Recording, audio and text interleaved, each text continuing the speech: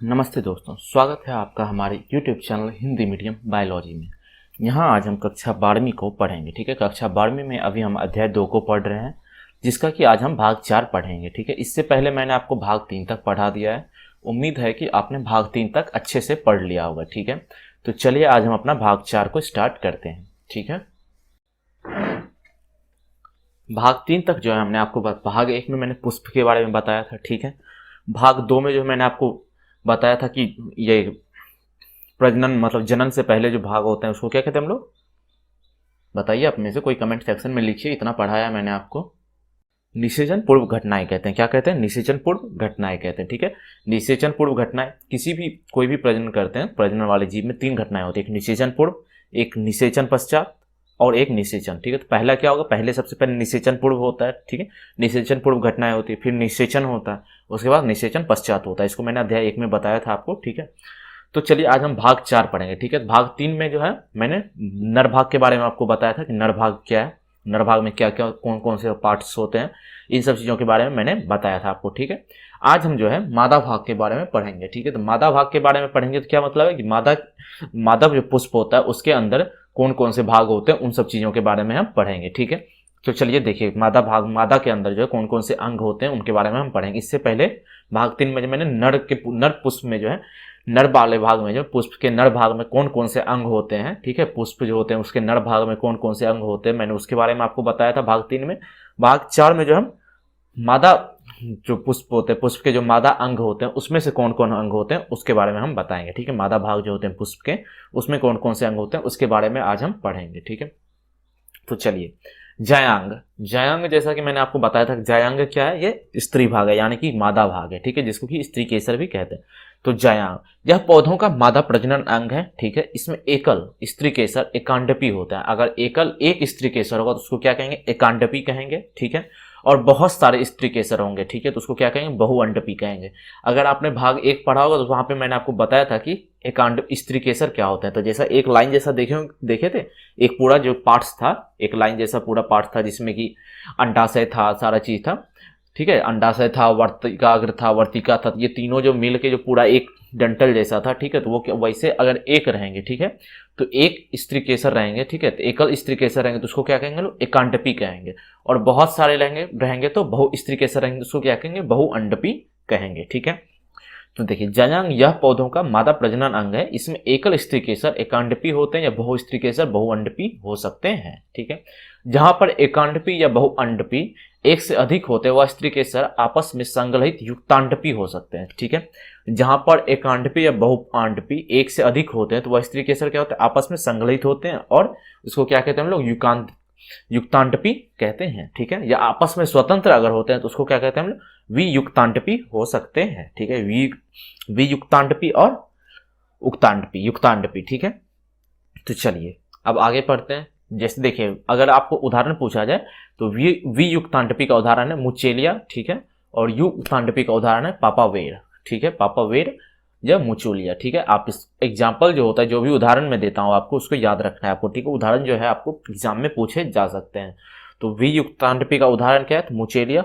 युक्तांडपी का उदाहरण क्या है? पापावेर। ठीक है, चलिए अब स्त्री केसर में 3 भाग होते हैं। जैसा कि इससे पहले भी मैंने भाग 1 में बताया था कि स्त्री केसर जो जायांग होते हैं, स्त्री केसर कहिए या जायांग कहिए, बात एक ही है। ठीक है, तो उसमें कितने भाग होंगे? 3 भाग होंगे। ठीक है, तो स्त्री केसर को जायांग भी कहते हैं और जायांग को स्त्री केसर भी कहते हैं। ठीक है, भाग 1 में मैंने आपको बताया था। ठीक है, तो देखिए वर्तिकाग्र सबसे ऊपर जो होता है, जैसे यहाँ पे देख रहे हैं आप, ये जैसे ये बिल्कुल एनसीईआरटी का डायग्राम है। ठीक है, एनसीईआरटी का डायग्राम है, तो यहाँ पे आपको देखिए ऊपर में दिख रहा है ना, ये भाग क्या है? तो इसको क्या कहेंगे लोग? वर्तिकाग्र कहेंगे। यहाँ पे जो है नर भाग जो होता है, नर भाग से जो परागकण निकलते हैं वो यहीं पे आते हैं सबसे पहले। ठीक है, यहीं पे जमा होते हैं और यहीं से जो नली बनाते हैं और अंडाशय के पास आके प्रजनन करते हैं। ठीक है, तो ये क्या है? सबसे पहले जो है वर्तिकाग्र है। और ये डंटल जैसा जो पूरा, इसको क्या कहते हैं हम लोग? वर्तिका कहते हैं। ठीक है, क्या कहते हैं? वर्तिका कहते हैं। और देखिए ये सबसे जो नीचे ये क्या है? अंडाशय है। ठीक है, ये अंडाशय है। तो यही 3 भाग, ये पुष्पासन जो है वो अलग भाग है। ठीक है, उसके बारे में हम बाद में बताएंगे आपको। मेन भाग जो स्त्री केसर में जो 3 भाग होते हैं वो क्या? पूरा ये देखिए यहां से लेके यहां तक जो मैं लाइन खींच रहा हूं आप इसको देखिएगा। ठीक है, ये जो है पूरा ये क्या? स्त्री केसर है। ठीक है, स्त्री केसर में पहला क्या है? वर्तिकाग्र है, फिर क्या है? वर्तिका है और फिर अंडाशय है। ठीक है, अगर आपसे पूछा जाए कि स्त्री भाग जो होता है, स्त्री केसर जो होता है, इसमें कितने भाग होते हैं, तो आप क्या बताओगे, 3 भाग होते हैं। तीनों भाग का नाम आपको याद रखना है। सबसे पहला भाग वर्तिकाग्र, वर्तिकाग्र पे क्या होगा, नर भाग, जो नर भाग से जो परागकण निकलता है वो आएगा वहां पे, ठीक है। फिर वर्तिका के द्वार, वर्तिका के अंदर जो वर्तिका है वहां से जो नर भाग जो वर्तिकाग्र पे है, और वहां से जो है वो एक नली बनाता है अंडाशय तक, तो वो नली किसके द्वारा होकर गुजरेगा, वर्तिका के द्वारा होकर गुजरेगा। और नली कहाँ आता है, अंडाशय के पास। अंडाशय के पास फिर वो परागकण आते हैं और वहां क्या करते हैं, वो प्रजनन करते हैं, ठीक है।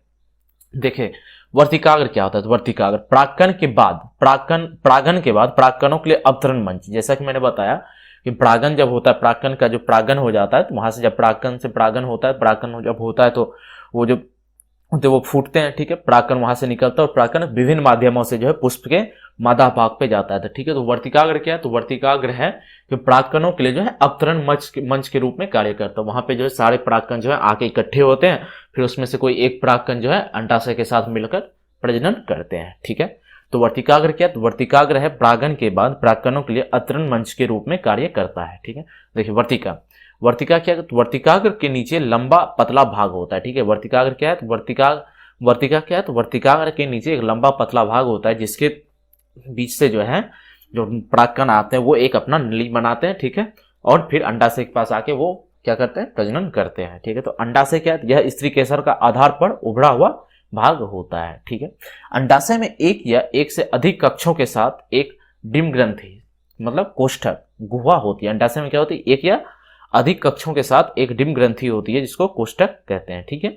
गर्भाशयी गुहा के अंदर, ठीक है, गर्भाशयी गुहा के अंदर और अपड़ा नाड़ स्थित होता है, ठीक। गर्भाशय जो गुहा होती है उसके अंदर क्या होता है, अपड़ा किसको कहते हैं, नाड़ कहते हैं, ठीक है। अपड़ा जो होता है नाड़ कहता है, जिसको प्लेसेंटा कहते हैं, वो स्थित होता है, ठीक है। अपड़ा में जो उत्पन्न होने वाली दीर्घ बीजाणुधानी समानता बीजांड कहलाते हैं। अपड़ा में जो उत्पन्न होंगे, ठीक है, अपड़ा में जो भी दीर्घ बीजाणुधानी उत्पन्न होंगे उसको क्या कहेंगे, बीजांड कहेंगे, ठीक है। तो अपड़ा में उत्पन्न होने वाली दीर्घ बीजाणुधानी समानता बीजांड कहलाते हैं, ठीक है। अब देखते हैं गुरु बीजाणुधानी बीजांड, ठीक है। गुरु बीजाणुधानी बीजांड क्या होते हैं, पहले देखिए गुरु बीजाणुधानी बीजांड का पहले देखिए ये फिगर है, ये सेम टू सेम फिगर आपके एनसीईआरटी में दिया हुआ होगा, ठीक है। तो आपको देखिए ये फिगर जो है अच्छे से देखना है, ठीक है। कभी कभी आपको आप जो नोट्स बनाओगे उसमें डायग्राम भी आप अच्छे से बनाओगे, ठीक है। मैं एनसीईआरटी का हुबहू फिगर इसलिए देता हूँ ताकि आपको समझने में बिल्कुल आसानी हो, ठीक है। जैसे देखिए ये क्या है, ये हाइलम है, ठीक है। ये क्या है, फनिकल है। सारी चीजों को मैंने बाद में एक्सप्लेन किया हुआ, आप अच्छे से पहले देखिए। ये देखिए ये जो है ना बीजांड द्वार है, ठीक है, बीजांड द्वार। और ये क्या है, निभाग्य सिरा, ठीक है, जिसको कि कैलेजल सिरा भी कहते हैं। कभी कभी क्या है कि कहीं पे आपको ये इमेज उल्टा मिलेगा, ठीक है। ये जो निभाग्य सिरा है ये ऊपर रहेगा और ये जो है बीजांड द्वार ये नीचे रहेगा, ठीक है।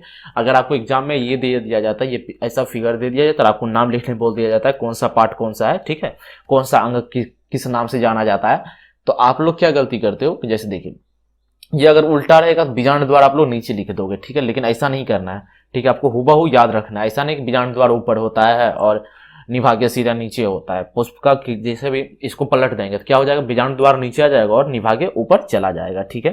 तो उस हिसाब से आपको डायग्राम जो है वो याद रखना है, ठीक है।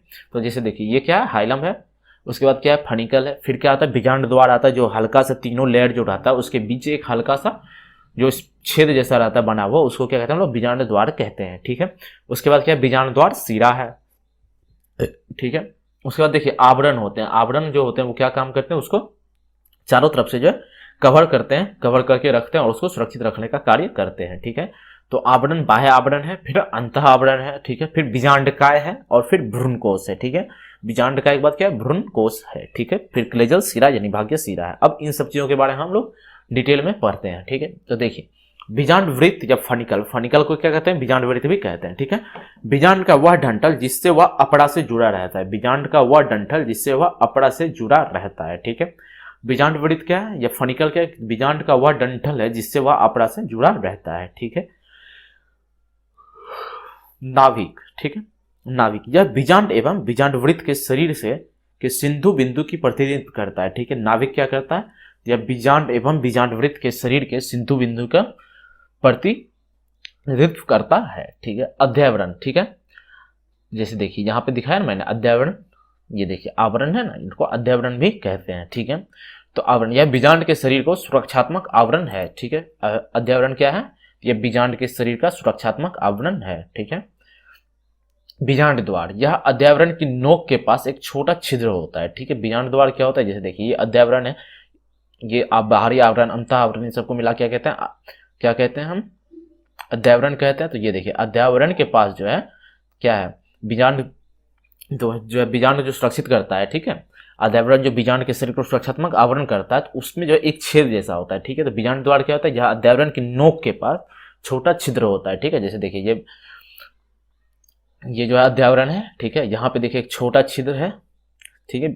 अध्यावरण के बीच नोक पे जो है, ये जैसे पूरा अध्यावरण है, यहाँ पे ये नोक है, इसमें देखिए छोटा सा छेद दिख रहा है आपको, ये क्या है, बीजांड द्वार है। जैसा कि आप फिगर में अच्छे से देख पा रहे हो, ठीक है। ये जो चित्र है इसमें आप अच्छे से देख पा रहे हो, ये बीजांड द्वार है। और ये कहाँ पे है, तो ये अध्यावरण के नोक पे स्थित होता है, ठीक है।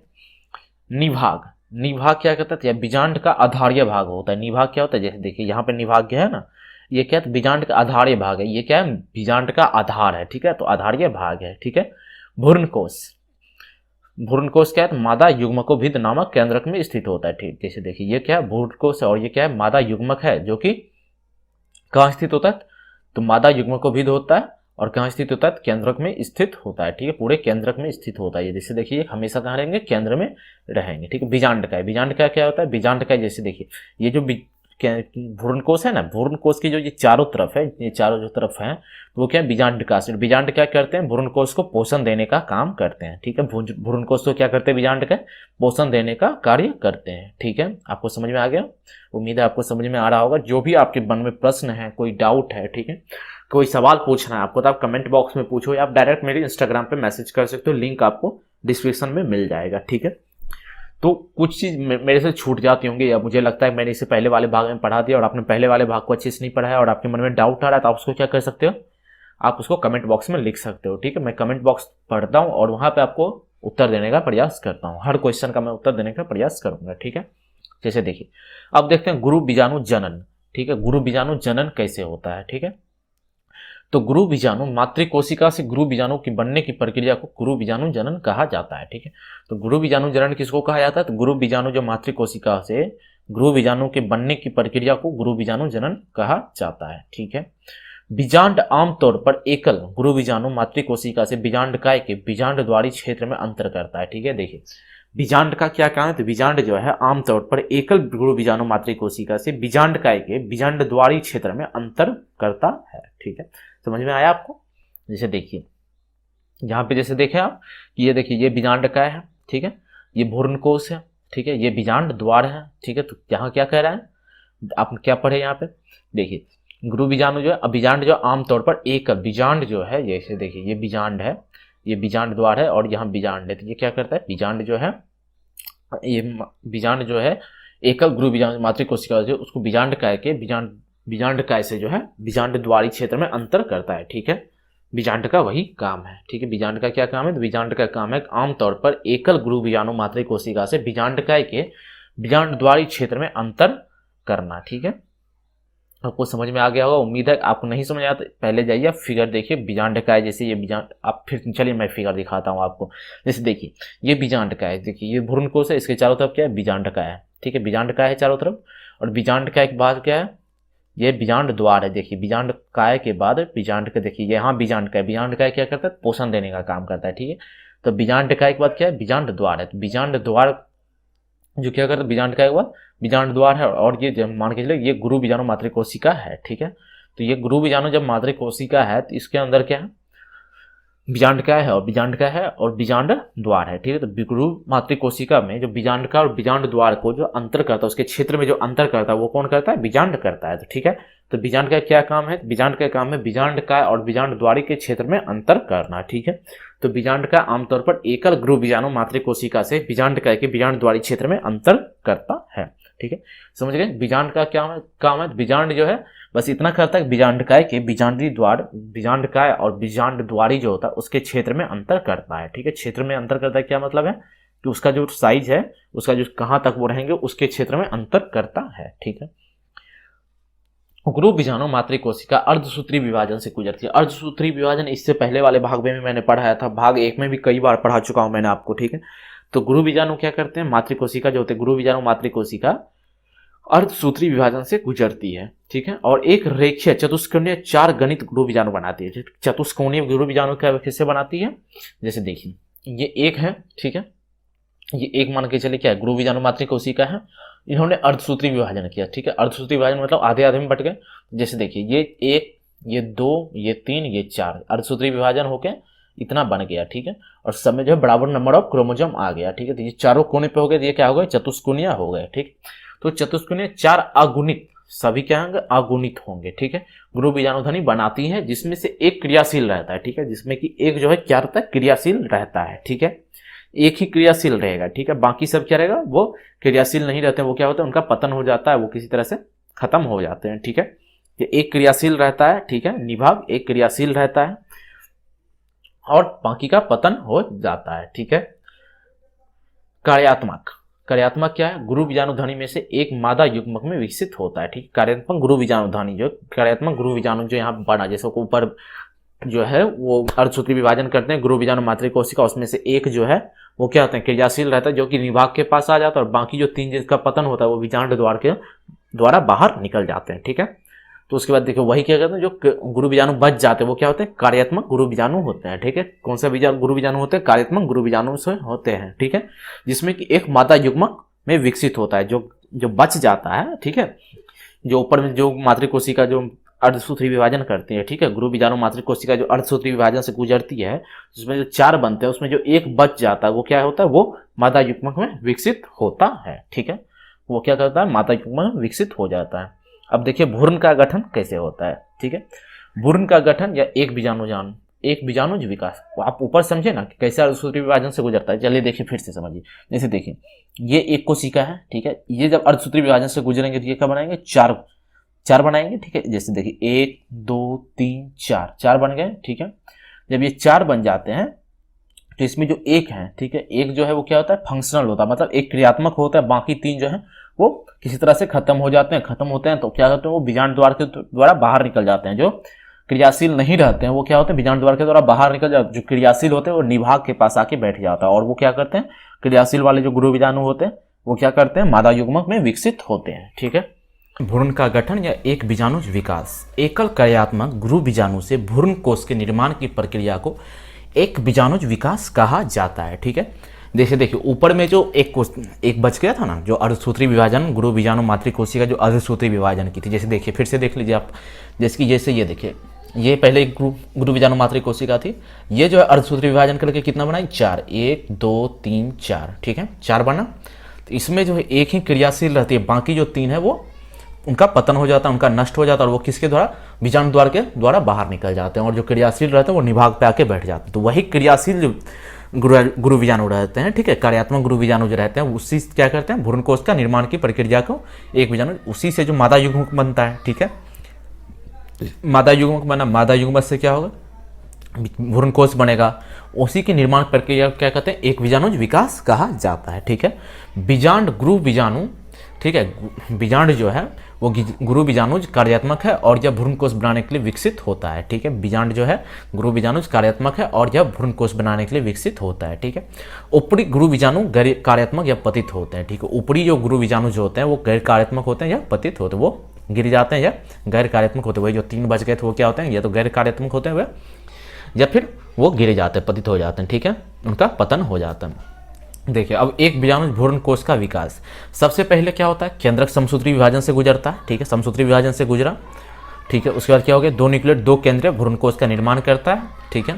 उसके बाद फिर आगे की प्रक्रिया करता है, जिसको कि अब हम कल पढ़ेंगे, ठीक है। आज हम यहीं तक रहने देते हैं, वीडियो बहुत लंबा हो गया है, ठीक है, बाकी का कल पढ़ेंगे। उम्मीद है कि आपको जो इतना भी मैंने ये बताया वो अच्छे से समझ में आया होगा, ठीक है। अगर वीडियो अच्छा लगा तो वीडियो को लाइक करें, नोट्स पसंद आया तो वीडियो को लाइक करें, अपने दोस्तों के साथ इसको जितना से ज़्यादा हो सके उतना शेयर करें, ठीक है। आप लोग के लिए एक सरप्राइज लाने वाला हूँ मैं, ठीक है, तो आप चैनल को सब्सक्राइब करना ना भूलें, ठीक है। तो चलिए फिर मिलते हैं अगले भाग में, तब तक के लिए बाय। अगर आपको मेरे द्वारा पढ़ाया गया वीडियो पसंद आया हो तो आप हमारे चैनल को सब्सक्राइब करें और बेल आइकन को दबा दें। अगर आपके मन में कोई सुझाव हो या कोई क्वेश्चन हो, कोई डाउट हो तो आप उसको कमेंट बॉक्स में लिखें, मैं उसका उत्तर देने का प्रयास करूंगा। चलिए मिलते हैं फिर कल, ठीक है।